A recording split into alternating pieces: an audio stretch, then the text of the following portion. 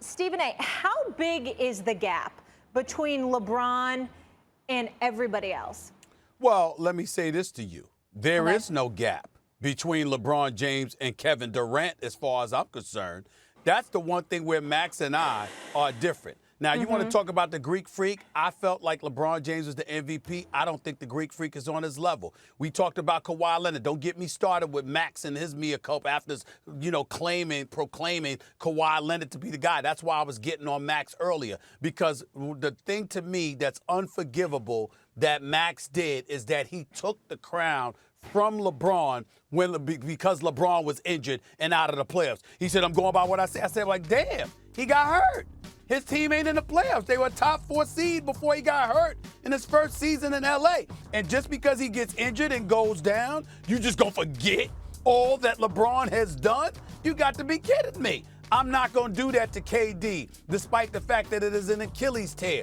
This is a dude like LeBron. LeBron's averaged 27 for his career. So has KD. LeBron's averaged 7 rebounds for his career. So has KD. Oh, by the way, KD is a considerable better three-point shooter. And don't get me started with the free throw line. I mean, it's night and day between them two from the free throw line. KD is a scoring specialist. Now, obviously, there's more that comes to the game of basketball than that, okay? And we understand that. But what I'm saying to you is this. When you talk about needing a bucket, when you talk about clutch time, you need a bucket. You need somebody to finish. You need somebody that's a sniper. I think KD is that dude. I don't think it's Kawhi. I don't think it's the Greek freak. I don't think it's James Harden. Even though he's the greatest shooter that I've ever seen in my life, I don't think it's Steph Curry. I don't think any of those dudes. But the one person that I would sit up there and put, like, if he were healthy and he's on the court in an even playing field against LeBron James, and I sit up there and I'd sit back and get my popcorn ready, it would be Kevin Durant. 6'11", 7'6" wingspan, can pull up from 30, got a handle, can finish at the free throw line, mid-range game, long-range game, it don't matter. That dude and LeBron James, I don't think there's a gap at all. Now, everybody else, I say is a distant second. But those two, right there, as far as I'm concerned. Well, I mean, look, KD joining the Warriors was an admission that he wasn't good enough and the Warriors weren't good enough as long as LeBron had a crew. I mean, that's why you called it the weakest move ever by a superstar, right? Because yes, KD joined a 73-win team to kind of reverse engineer his greatness. Everyone knew how good he was. He was like the goodest, right? Among the goodest ever. But the greatness of winning a championship, you're supposed to prove something by winning a championship. All he proved is if you put a great player on a 73-win team, they can't lose. I don't think that put him on LeBron's level. What I love about KD, I'm going to get to LeBron in a second, is throughout his career he has improved his game. That's internal pressure to be great. Like, he became a great defender. His passing got better and better and better. Everything, each part of his game he worked on, but you have to give me an example of a single NBA player in history, especially a superstar, who came back from an Achilles as the same guy. This has never happened. Not that I can think of. Never happened. Kobe came back from it and he dropped 60 in his final game, but he was clearly not the same player when he got back. Who was? Rudy Gay or something? Like, no. They're not the same after the Achilles. And if you can find one or two examples, those are the exceptions. If you're going to assume KD is the exception, go ahead. But I think the safer assumption is to assume that it's going to go in the other direction. And since I already thought that there was a gap between LeBron and KD, I expect that gap to widen. Different than LeBron. You're right, I took it from him.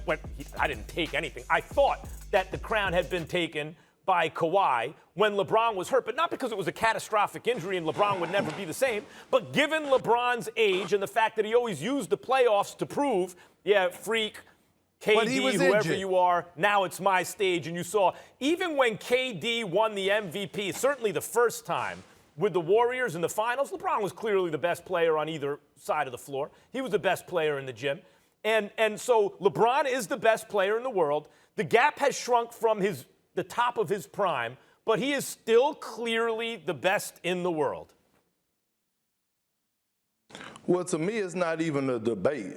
It is a gap, and it's a huge gap. The gap is so huge that it's like the hairline between the hairline of Stephen A. Smith and his eyebrows. That's how huge the gap is. It's very large. And let me tell you why. Because LeBron James' resume speaks for himself. If you go down the line and look at all his individual accolades, it is remarkable. And no player in the NBA right now probably will ever catch that. When you look at what he's done in the playoffs, let alone every single night, we're talking about records that he's breaking right now. Oh, he just passed up Magic Johnson. He just passed up Elgin Baylor. He continues to set the bar and break records to continue to climb to those #1 spots.